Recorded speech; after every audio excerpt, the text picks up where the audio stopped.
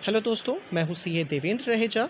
आपके सामने लेके आया हूँ एक अनाउंसमेंट जो कि कल फाइनेंस मिनिस्टर ने अनाउंस किया था। उसी को आसान भाषा में समझते हैं कि आखिर उससे मुझे क्या बेनिफिट मिलेगा। उससे पहले मैं आपको बता दूं कि अगर आपने अभी तक मेरे चैनल को सब्सक्राइब नहीं किया है तो उसको ज़रूर से सब्सक्राइब कर लीजिए, जिससे कि आपको आने वाले वीडियोज़ भी आसानी से मिलते रहें। तो आइए स्टार्ट करते हैं और समझते हैं कि आखिर इससे मुझे बेनिफिट क्या मिलेगा जो कल उन्होंने मुझे अनाउंस करके दिया। देखिए, इस बात को बहुत अच्छे से समझने की ज़रूरत है कि आप भी जानते हो आज की डेट में अगर बिज़नेस की ग्रोथ कोई मेजर कर सकता है तो वो होता है जीडीपी से। और जीडीपी में आज की डेट में 28% कंट्रीब्यूशन अप्रॉक्सीमेटली एमएसएमई सेक्टर देता है। एमएसएमई का मतलब होता है micro small medium enterprises. Micro small medium enterprises. और इसी गवर्नमेंट की ये चाल है, ये चाहती है गवर्नमेंट कि वो ज़्यादा से ज़्यादा इन सेक्टर्स को इम्प्रूव करे। इन सेक्टर को इम्प्रूव करने के लिए सबसे इंपॉर्टेंट चीज़ होती है फंडिंग। भैया, अब ये फंडिंग कहाँ से होगी? फंडिंग के लिए जब भी आप किसी बैंक में या एनबीएफसी में जाते हो, यानी कि नॉन बैंकिंग फाइनेंशियल कंपनीज में आप जाते हो, कॉर्पोरेशंस में जाते हो, तो वो आपसे कहता है कि आप हमें सिक्योरिटी दीजिए। बट अगर आपके पास सिक्योरिटी नहीं होती तब आपको लोन भी नहीं मिलता है। ये एक बहुत अच्छी स्कीम आप कह सकते हो कि हम लोगों के लिए आएगी कि अगर आपके पास कोई स्टार्टअप है, अगर आपको लगता है कि आप कोई बिजनेस कर रहे हो जो स्मॉल स्केल में है। अब स्मॉल स्केल का मतलब कि अगर आप 10 करोड़ 5 करोड़ तक का टर्नओवर रखते हो तब आप माइक्रो में आओगे। अगर आप 50 करोड़ तक का आप टर्नओवर रखते हो तब उस केस में आप स्मॉल में आओगे। और अगर आप 200 करोड़ तक का टर्नओवर रखते हो तब आप मीडियम में आओगे। हालांकि इसको रिवाइज किया गया है, मैं रिवाइज्ड इन्फॉर्मेशन आपको दे रहा हूँ। ऐसे सेक्टर के लिए गवर्नमेंट ने अनाउंस किया है कि कोलेट्रल फी लोन हम आपको प्रोवाइड कराएंगे, ऑटोमेटिक लोन मिल जाएगा आपको। इसके लिए बस आपको अपनी एमएसएमई लोन बैंक के पास जाना होगा।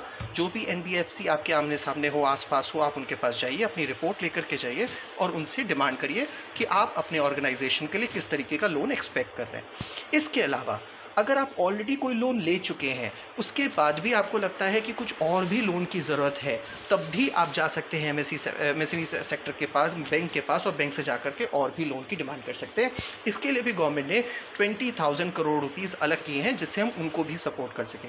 इतना ही नहीं, आपको पता होगा कि जब कभी हमारे एमएसएमई सेक्टर ने ग्रो करना शुरू किया बट किसी तरीके से वो सक्सेसफुल नहीं हो पाए ड्यू टू सम डिस्ट्रेस और due to some any problem, तो उसको भी मोटिवेट करने के लिए गवर्नमेंट ने कुछ और भी फंडिंग का अनाउंसमेंट किया है। वो अप्रॉक्सीमेटली 50,000 करोड़ है।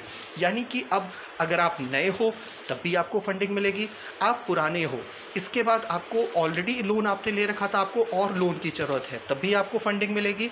और अगर आपने लोन लिया था पर उसको सही तरीके से नहीं पे कर पा रहे हो, आपकी कंडीशन बहुत अच्छी नहीं है, हम उसके बाद भी आपको फंडिंग कराएंगे।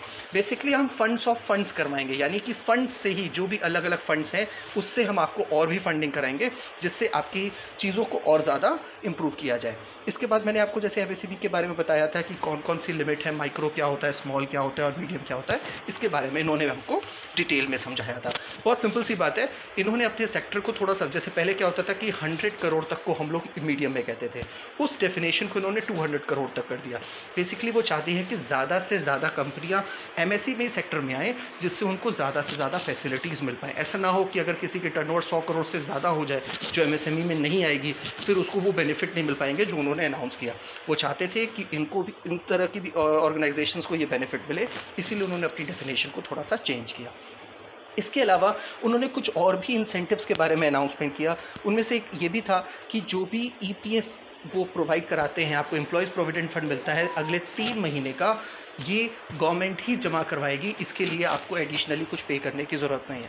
इसके अलावा अगर आप प्राइवेट सेक्टर में जॉब करते हो तब ये रूल होता था कि आपको अप टू 12% जो भी आपको सैलरी मिलती थी, अप टू 12% आपको एम्प्लॉयज़ प्रोविडेंट फंड में जमा करना पड़ता था। आप जो 12% पे करते थे, एम्प्लॉयर भी 12% आपके नाम पे पे करता था। टोटल 24% की कंट्रीब्यूशन होती थी।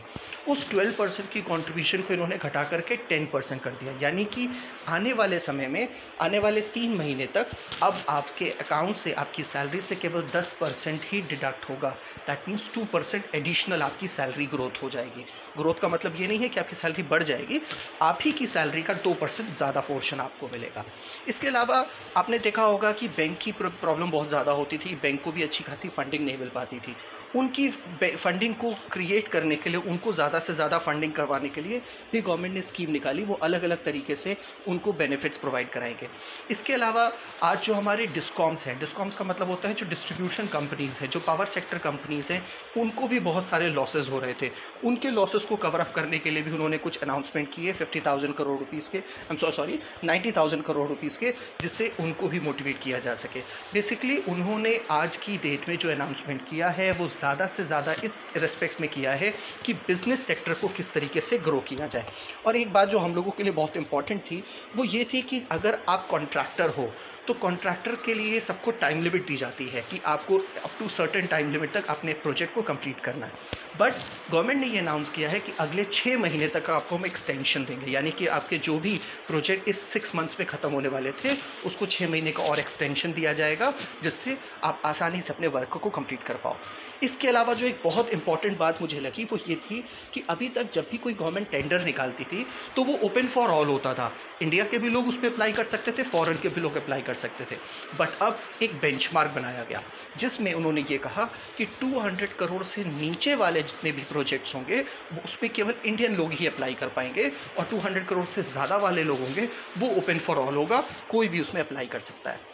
इसके अलावा ज़्यादा से ज़्यादा लिक्विडिटी क्रिएट करने के लिए उन्होंने एक अनाउंसमेंट और की, वो थी कि जो भी हमारे टीडीएस डिडक्ट होते थे, जब भी चाहे किसी भी तरीके से हमारे टीडीएस डिडक्ट होते थे, इसमें कैच है, समझने की ज़रूरत है, non salary, not salary, other than salary, आपके कहीं पे भी अगर टीडीएस डिडक्ट होते थे तो अब वो टोटल 75% डिडक्ट होगी। जो भी आपका टीडीएस का अमाउंट होता था केवल 75% डिडक्ट होगा, बैलेंस 25% एक्स्ट्रा आपको अमाउंट मिल जाया करेगी। फिर अगर आपकी टैक्स लायबिलिटी आती होगी तो वो at the end of the year जैसे आप पे करते थे वैसे पे करोगे। साथ ही साथ जो भी रिफंड्स थे चैरिटेबल ऑर्गेनाइजेशन के वो भी अब जल्द से जल्द पूरे कराए जाएंगे, जिससे कि चैरिटेबल ऑर्गेनाइजेशन के पास भी कुछ लिक्विडिटी अमाउंट क्रिएट हो, वो ज़्यादा से ज़्यादा एक्सपेंसेस कर सके, ज़्यादा से ज़्यादा पैसा हमारे मार्केट में घूम सके। ये बार बार जो मैं बात कर रहा हूँ लिक्विडिटी क्रिएट हो, पैसा ज़्यादा घूम सके, इसका मतलब क्या है, इसको समझने की ज़रूरत है। जब आपके पास पैसा होगा तब आप मार्केट में डिमांड क्रिएट करोगे, जब मार्केट में डिमांड क्रिएट करोगे तो हमारी बॉन्ड्स बढ़ेंगी, और उस बॉन्ड्स को पूरा करने के लिए सप्लाई चेन मैनेजमेंट बहुत अच्छी तरीके से मूव होगा, जिससे रोज़गार भी बढ़ेगा, बिजनेस भी बढ़ेगा, ग्रोथ भी होगी, और इससे सबका फ़ायदा होगा। लास्ट में एक बात उन्होंने और भी कही थी, वो ये था कि जो भी टीडीएस जो भी आप आईटीआर फाइल करते थे उसकी ड्यू डेट्स को बढ़ा करके इन्होंने सारे तरीके के आईटीआर को 30 नवंबर कर दिया है। जैसे आपको पता होगा कि इंडिविजुअल्स के लिए लास्ट डेट होती थी 31 जुलाई, और जो भी बिजनेस होते थे जिनको ऑडिट करानी होती थी उनकी ड्यू डेट होती थी 30 सितंबर, लेकिन उन सबको बढ़ा करके इन्होंने 30 नवंबर कर दिया है। इंक्लूडिंग दैट जिनको ऑडिट करानी होती थी उनको भी ऑडिट अब 31 अक्टूबर तक करानी होगी, यानी कि उनको भी 1 महीने का एक्सटेंशन दे दिया है। होपफुली आपको ये बातें समझ में आई होंगी। Thank you and have a nice day.